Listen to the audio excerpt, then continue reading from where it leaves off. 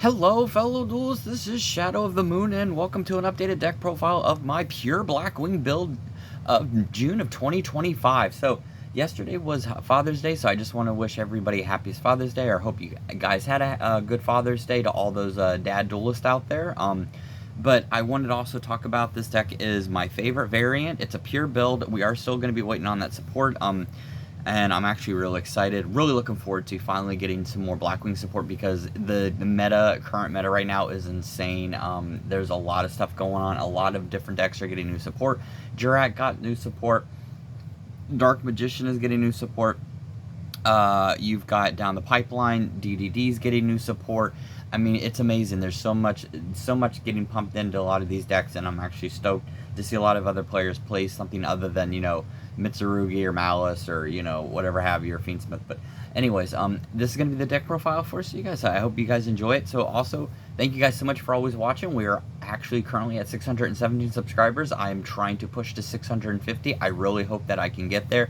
So if you like any of the content in my video, please subscribe. It would really mean a lot to me. And I just want to say thank you for everybody that does subscribe and anybody that also comments in the section below or just takes the time to view my channel. You guys rock. So thank you very much. All right, so now let's go ahead and get into the deck profile. So you've got 3 Simoon standard, obviously 3 Simoon. This is the standard build.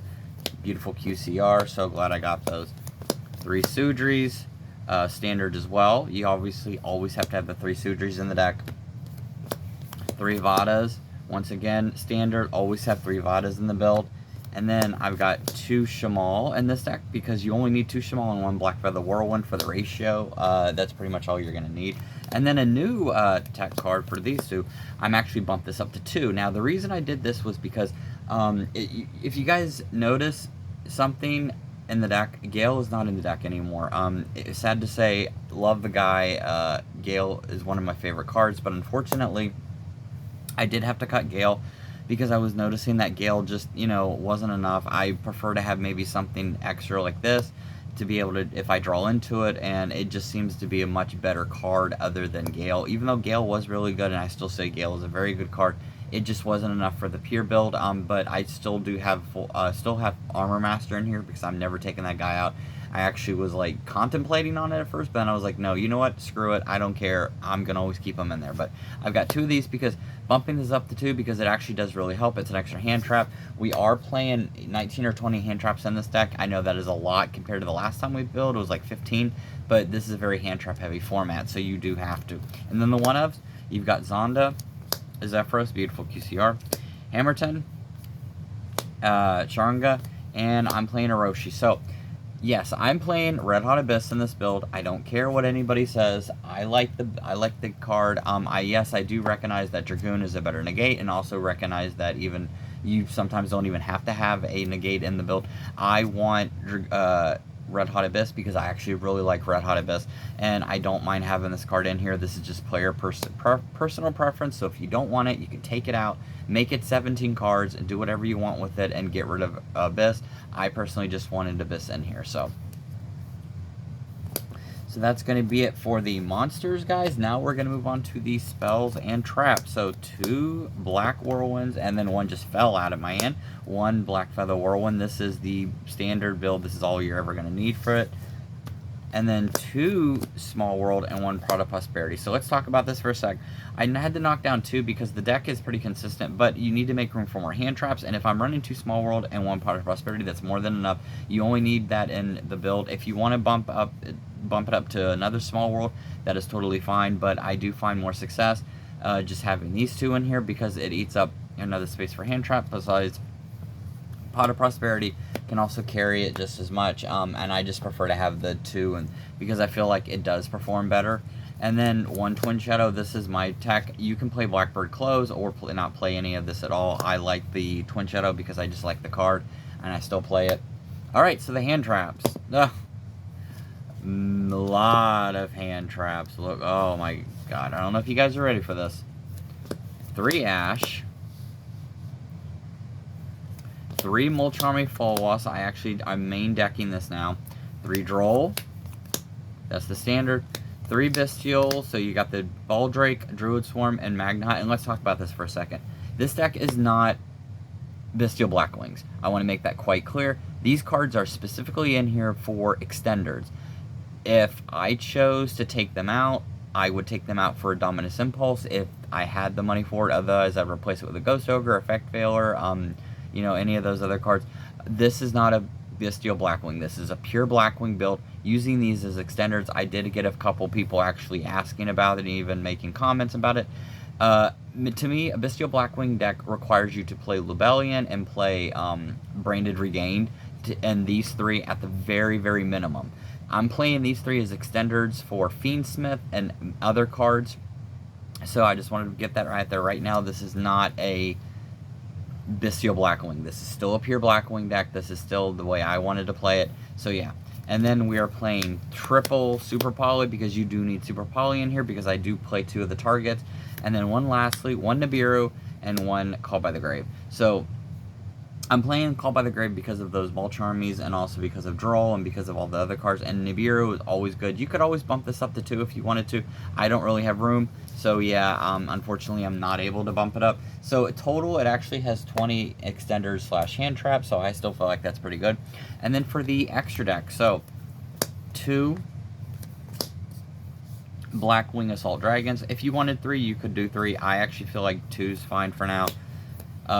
2 Blackwing Dragons, 1 Blackwing Full Armor Master, 1 Blackwing Armor Master. And not only will I ever get rid of this guy, but I know I got rid of Gale, but I'm never getting rid of this dude. This guy is my guy. This is my dude, my homie. And it's the Crimson Crisis. I've had this card for over 10 years now. This guy's never going anywhere. And then for the last 2, you have Notham and Boreas Storm the Wicked Wind.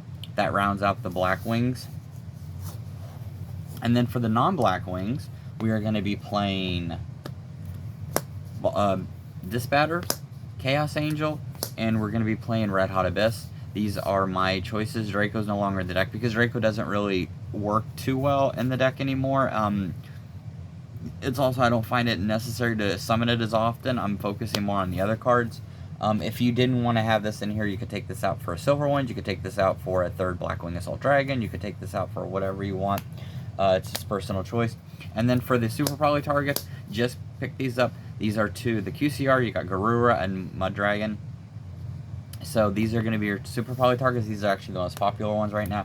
And then lastly, Wystrix and SP Little Knight to round out the extra deck. Because Wystrix does come in handy. If they negate Sudri, you can use Sudri and Simoon to go into this. This special summons Shamal. If you have Hammerton that you searched for, you can go into Notham and then basically repeat the cycle again. So it's like you never lost momentum. So this is going to be the extra deck. Now keep in mind, extra deck is based off of location and how you play. So every extra deck is going to be different, but I'm going to go ahead and show you mine. So I've got 3 Artifact Lancia for the Malice lineup, 3 Chaos Hunter for the Malice lineup. Now, Malice will eventually get cycled out, so these will no longer be relevant. So I will be taking those out eventually. And then 1 Nibiru.